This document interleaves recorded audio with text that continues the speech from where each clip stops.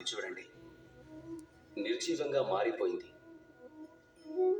ఒక సమయంలో ఒకప్పుడు ఇదే ఆకు ఒక చెట్టు కొమ్మ మీద ఉండేది. ఆ చెట్టు దీని ఆలనా పాలన చూసుకునేది. ఎప్పుడైనా గాలి వీయగానే ఈ ఆకులు కూడా కదిలేవి, ఊగేవి, శబ్దాలు కూడా చేసేవి. ఏదో ఒక రోజు ఈ ఆకు చెట్టు కొమ్మ నుంచి దిగి రాలిపోయింది. దీనికి దీని స్వతంత్రమైతే దొరికింది, కానీ ఇది ఎండిపోయింది కూడా, మెల్లమెల్లగా నిర్జీవంగా మారిపోయింది. ఇప్పుడు నేను ఇదైతే చెప్పడం లేదు స్వతంత్రం అనేది అనుచితం అని, కానీ కాదు. కానీ ఎలాంటి భావననైనా స్వతంత్రం అనుకోవడం అది ఖచ్చితంగా అనుచితమే. ఒకవేళ మన జీవితంలో కుటుంబం గురించి మాట్లాడితే, ఆ కుటుంబంలో ఎన్నో భేదాభిప్రాయాలు ఉన్నా సరే, ఎన్ని మనస్పర్ధలు వచ్చినా సరే, ఎన్ని వివాదాలు జరిగినా సరే, వాటిని పరిష్కరించడం అవసరం అవుతుంది.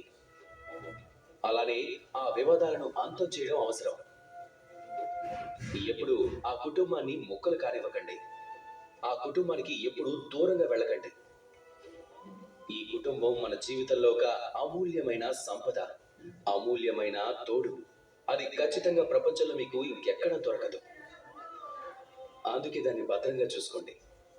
మీరొక ఆకనుకోండి, అలానే మీ కుటుంబం ఆ చెట్టు. రండి నాతో పాటు ప్రేమగా చెప్పండి, రా.